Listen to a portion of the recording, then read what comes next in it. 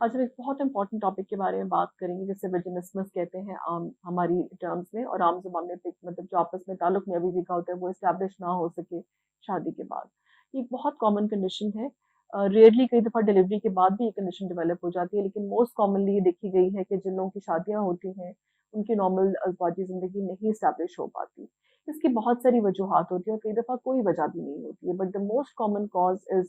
Myths that you've heard। Females के ज़हन में बहुत सारी मिसकंसेप्शंस हैं कि बहुत ही पेनफुल ये प्रोसेस है, जिसकी वजह से वो इससे बहुत खौफज़दा हो जाती हैं और उस खौफ की वजह से उनके जो मसल्स होते हैं इंटीमेट एरियाज़ के, वो स्क्वीज़ कर जाते हैं और नॉर्मल इंटरकोर्स नहीं हो पाता। ये एक बहुत ही ट्रीटेबल कंडीशन है जिसमें सबसे पहला स्टेप जो होता है वो काउंसलिंग होती है कपल की, जो ट्रेन्ड लोग हैं वो कर सकते हैं और इस काउंसलिंग से काफ़ी हद तक मसला हल हो जाता है।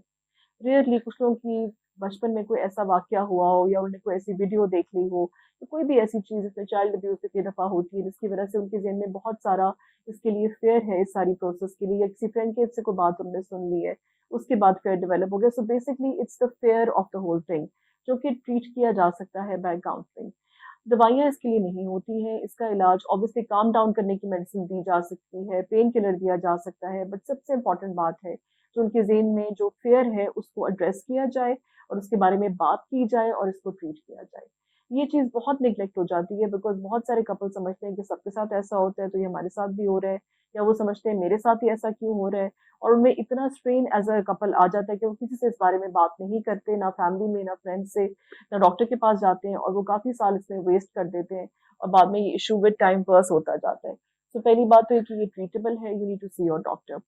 अगर काउंसलिंग से बात आगे ले जाई जाए और इससे मसला हल ना हो, तो फिर डायलेटर्स हैं जो एडवाइस किए जाते हैं, जो कि female can use on end of, और उससे काफ़ी बेहतर हो जाता है। फिर भी ये मसला हल ना हो, तो इसके लिए फिर एक शॉर्ट सा प्रोसीजर जिसे बोटॉक्स कहते हैं, इंजेक्शन है जो हम देते हैं फीमेल्स को इंटीमेट एरिया की मसल्स को पैरालाइज़ करने के लिए, ताकि वो मसल स्क्वीज़ ना करें और ये जो फेयर है उनका वो दूर हो जाए। वो 3 मंथ्स के लिए जो है वो मतलब वर्क करती है, उसके बाद ये प्रॉब्लम 90% पेशेंट्स में बिल्कुल सॉल्व हो जाता है और उसके आगे कुछ भी करने की ज़रूरत नहीं पड़ती।